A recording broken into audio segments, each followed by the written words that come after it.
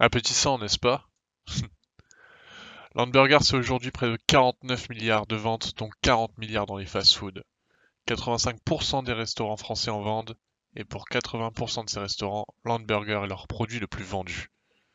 Ça représente aussi 4 grandes chaînes de restaurants, à savoir Burger King, McDonald's, KFC et Quick. Ça fait beaucoup, non? Je suis pas là pour vous dire que ce plat va disparaître, mais plutôt que l'on va devoir trouver des alternatives adaptées au monde de demain. Mais pour ça, je vais laisser mes amis parler pour moi.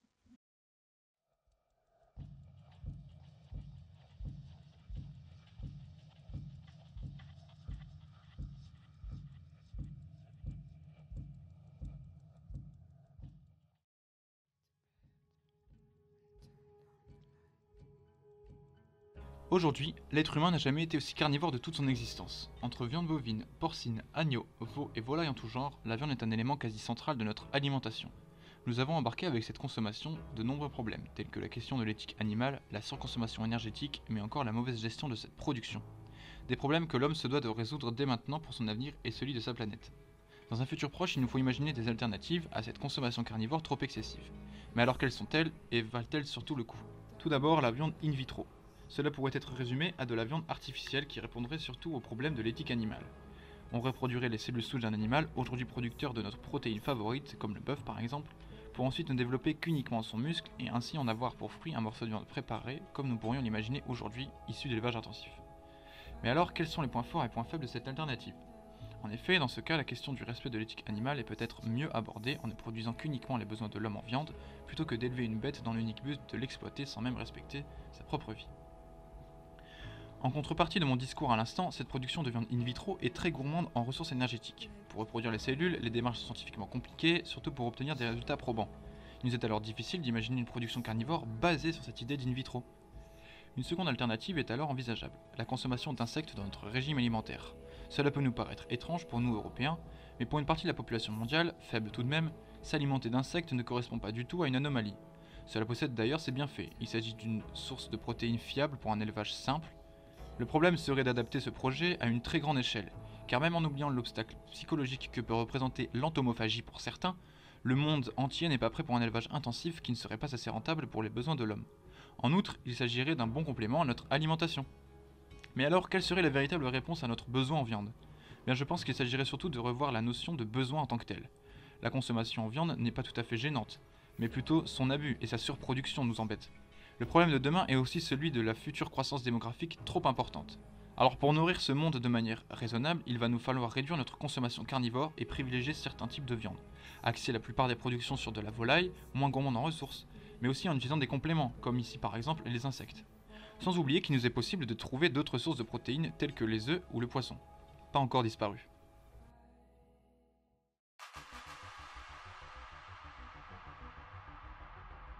De nos jours, certaines possibilités alimentaires sont délaissées au profit des nourritures plus traditionnelles, que sont les viandes, les légumes ou encore les féculents.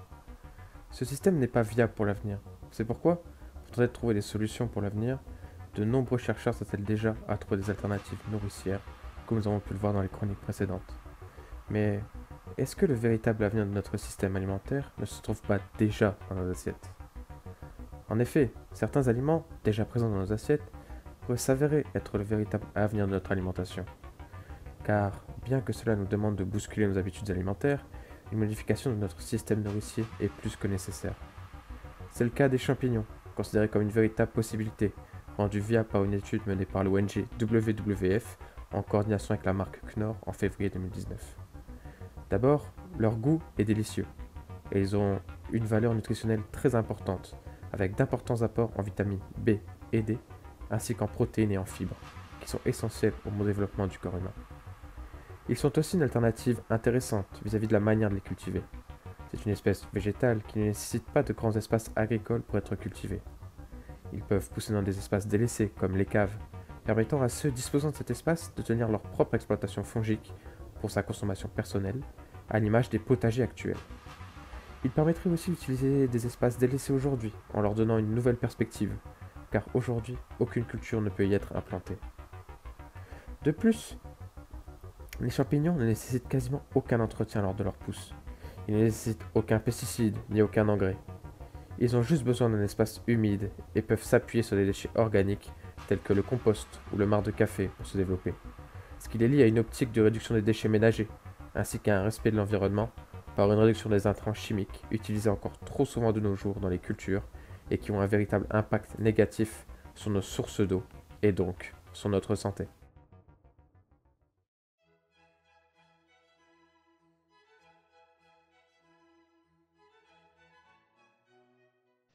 Qu'est-ce que la nourriture du futur selon vous? Des graines? Des criquets peut-être? Ou bien des algues venues de la Lune? Loin de là. Chez Bioduel, nous savons que la nourriture du futur, c'est celle que l'on connaît déjà. Vous rappelez-vous de la délicieuse soupe de votre grand-mère? Celle faite à partir de produits locaux? Eh bien, chez Bioduel, nous avons divisé notre industrie afin que chaque région puisse avoir une usine Bioduel et ainsi créer un dialogue durable entre producteurs locaux et notre filière.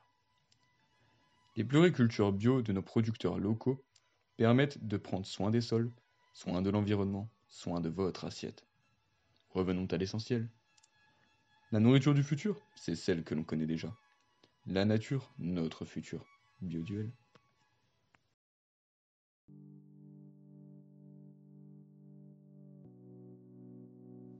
La poudre nutritive est une alimentation qui est très éloignée de notre alimentation traditionnelle. Elle présente des avantages environnementaux, sanitaires, mais aussi économiques. En effet, tout a commencé aux États-Unis en 2013. Un jeune informaticien souhaitait avoir un repas rapide, facile, mais aussi pratique. Après un ensemble d'études, ce jeune informaticien a réussi à élaborer une recette complète.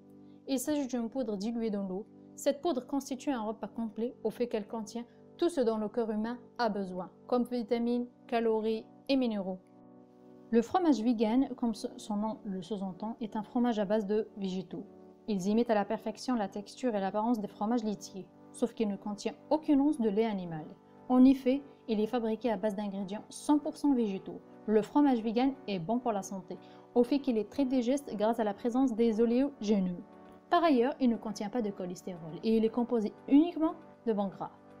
Et comme les fromages classiques, le fromage contient également du calcium et des vitamines. Et enfin, le fromage vegan est une alternance pour les végétariens et les intolérants au lactose.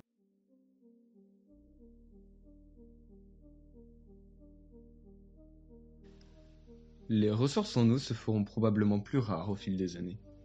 Et si l'on recyclait l'eau que l'on gaspille? Prenons pour exemple la Station spatiale internationale. C'est un peu extrême, je sais, mais justement. Comment font-ils pour boire dans la station spatiale? Vous imaginez bien que sur des durées allant voire dépassant les 9 mois, compliqué de livrer 540 litres d'eau par personne. Sur l'ISS, une autre solution fut mise en place depuis 2010. Celui de recycler l'eau de la station. Que l'on soit bien d'accord, recycler l'eau de la station signifie récupérer l'eau avec laquelle on fait le café, mais pas que. C'est aussi la sueur, l'eau de la douche, et même l'urine. 93% de l'eau de la station est ainsi recyclée. Alors, je sais, boire son urine ne vend pas du rêve. Mais l'eau filtrée est encore plus propre que ce qui coule de nos robinets. Alors pensez-y. L'ISS est autonome en eau. Et dans beaucoup de pays où l'eau se fait rare, et surtout dans un futur où l'eau pourrait manquer, ceci est une option non négligeable. La boisson du futur sera peut-être de l'eau recyclée. Alors cette assiette du futur, vous en pensez quoi? C'est peut-être une alimentation assez spéciale, je vous l'accorde, mais qui néanmoins permettra de sauver une multitude de vies animales, voire même humaines, de réduire considérablement notre pollution et de trouver un équilibre dans l'alimentation de chacun. En bref, beaucoup de problèmes que connaît actuellement notre humanité seraient résolus, ou du moins drastiquement réduits. Mais sachez que l'évolution doit se faire avant tout dans les esprits avant d'arriver dans l'assiette. Alors je vous le demande, quelle sera votre assiette du futur ?